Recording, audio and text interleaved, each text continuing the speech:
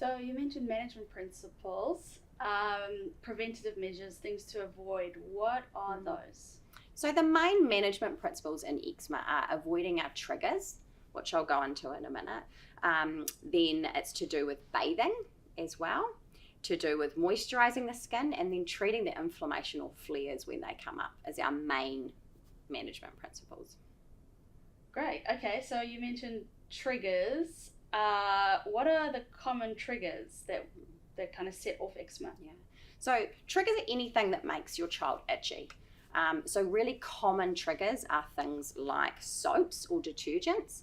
So normal soap will dry the skin out and it's not compatible with the pH of skin, so it will dry the skin out and can be an irritant. Chemicals and detergents, so things like chlorine in our water or swimming pools can also be an irritant. What we wash our clothing in, so if we're not using a really sensitive washing powder, that can sometimes flare eczema. Heat is a common one. Anything we put on our skin that have fragrances or chemicals in it, like some sunblocks, even some moisturizers that we try, lots of things can be an irritant as well. Is it a case of just sort of trial and error with that stuff? Most of the time we say avoid those things. So avoid soaps, avoid anything with fragrances in it. And then where we can, we say things like with washing powders, use a sensitive one. If you have sunblocks, use a sensitive one and patch test it first.